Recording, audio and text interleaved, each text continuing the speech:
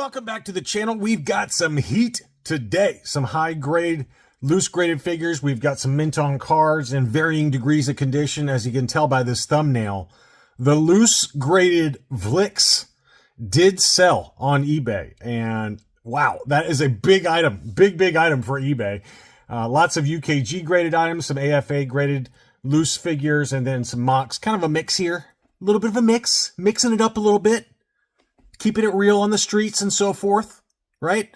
Let's take a closer look at some loose graded figures that sold. We're going to start off with a 75 plus AFA snaggletooth, but hold your horses because we've got a high grade UKG example that really shocked me with the final sales price. But this one sold at auction.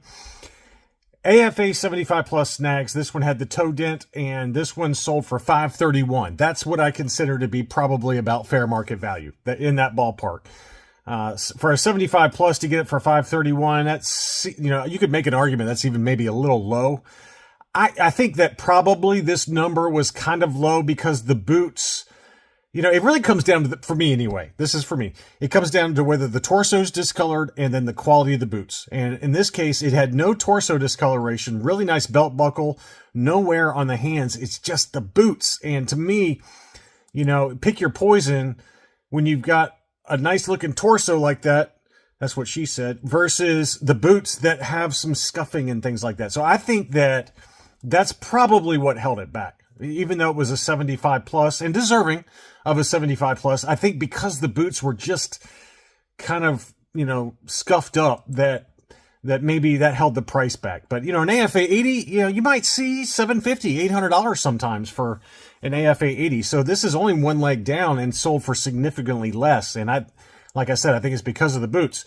Now we got treasures from the attic, and he had some really nice items that sold in buy it now situations. The first one being a UKG 90% Boba Fett Hong Kong, but this one has the large C date stamp on the back of the calf there. So this is, you know, a pretty desirable kind of esoteric variant, kind of a new variant that people talk about now and people freak out about on the Facebook groups.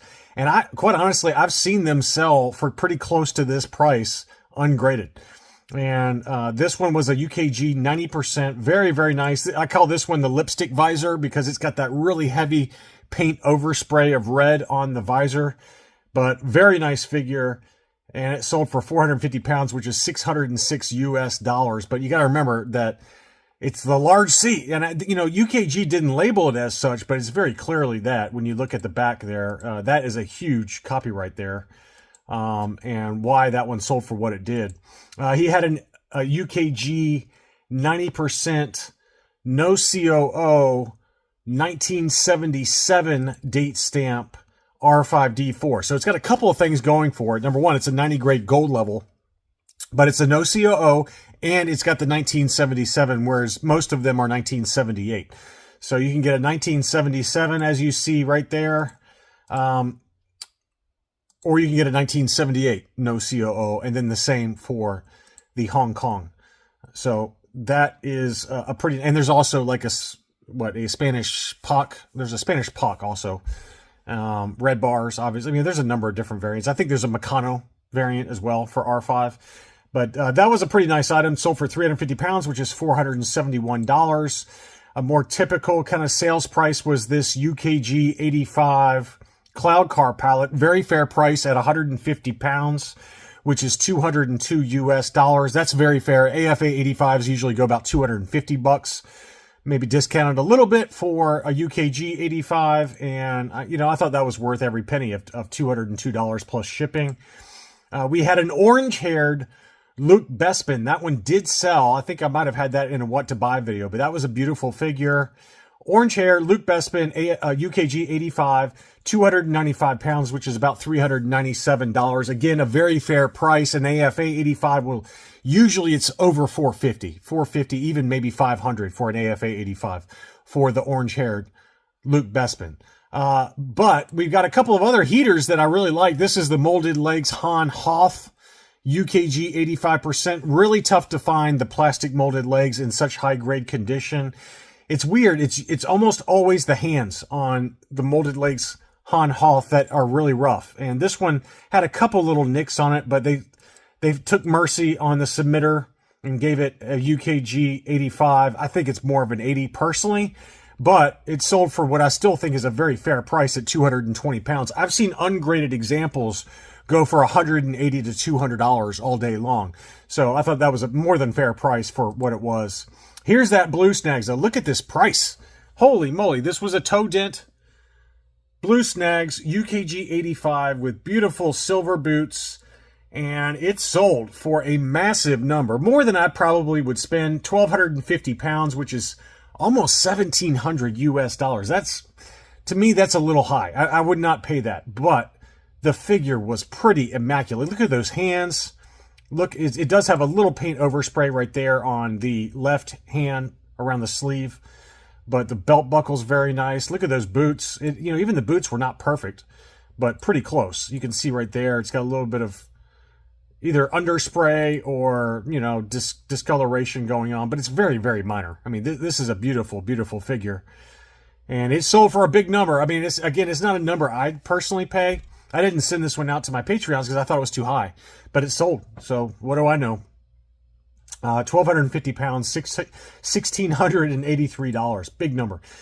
This was another one I think was a little high. This was a UKG 80% yak face that sold for $900. This was in the US.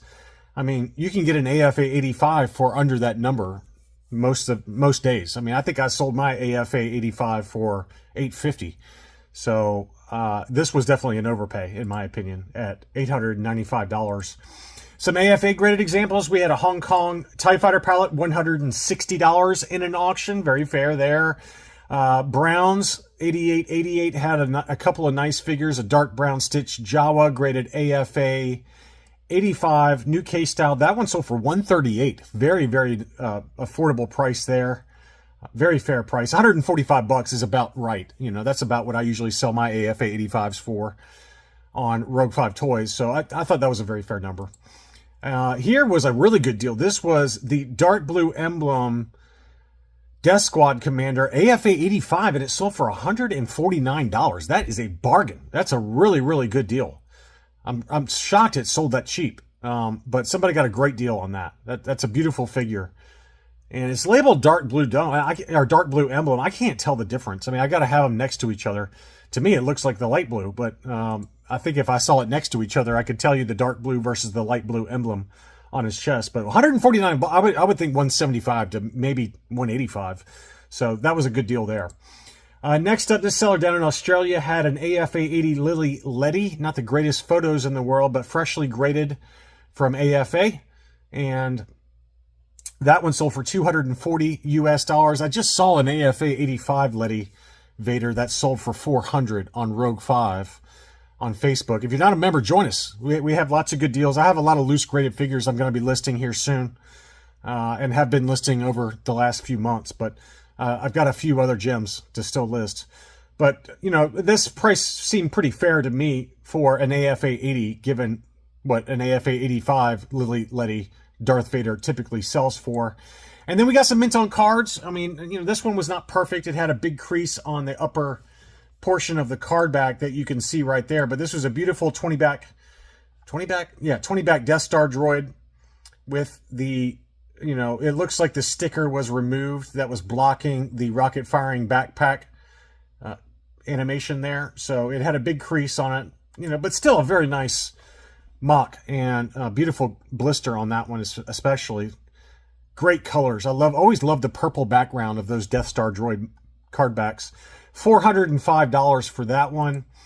We had a really high-end item that sold over in the UK. This was a UKG 85% Palatoy 20 back for Greedo. Look how beautiful that is. Crystal clear blister, punched example, but look at that Palatoy logo. Man, that is beautiful. Beautiful. And it sold for a big number. I mean, it's not a number I'd personally pay, but I get it. I mean, it's a pretty significant item there. 2,250 pounds, which is 3,000 US dollars. That is a huge number for a very high grade Palatoy Greedo. And then we had Jada 34 had that really nice 77 back that I had in a what to buy video. And I was thinking 1,300 was kind of my number. It sold at 1,430 1430, and it's probably, it's probably a 75 plus because of that faint crease on the back. It might get the 80 grade, but I think to be safe, I would say a 75 plus. But that's a pretty decent deal at 1430 for a Taiwan carded Boba Fett. A couple of 47 backs that sold. We had a Lobot that sold for $355, still clear blister on that one. And then a yellowed blister Cloud Car Pilot on the same 47 back. Unpunched, no price sticker, $197 and change. Those are not bad deals at all, if you ask me. Here was a baggie that somebody had. This was a Return of the Jedi baggie because it's made in China, and it's also JCPenney. It's probably from that 4-pack that we talk about here recently with Darth Vader, Han Solo, Luke Skywalker. I forgot who was it Princess Leia? Princess Leia, I think, was the last one. So those 4 heroes, or 3 heroes plus Vader in that JCPenney 4-pack. So it's probably from that. And it's funny because the JCPenney stickers on there, so they were selling baggies, at JCPenney. Pretty wild there.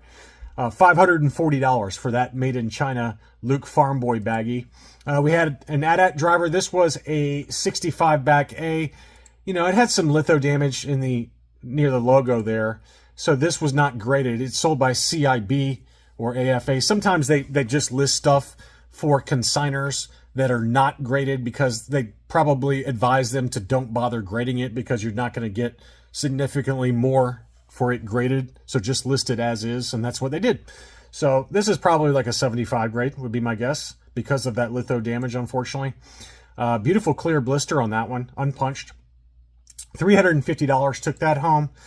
We had a Collector Series Land Speeder that sold for $720 on one bid in an auction. Too much money. That's too high to me for an ungraded one. It was factory sealed still, but it wasn't perfect. Lots of scuffs, probably at best a 75 grade.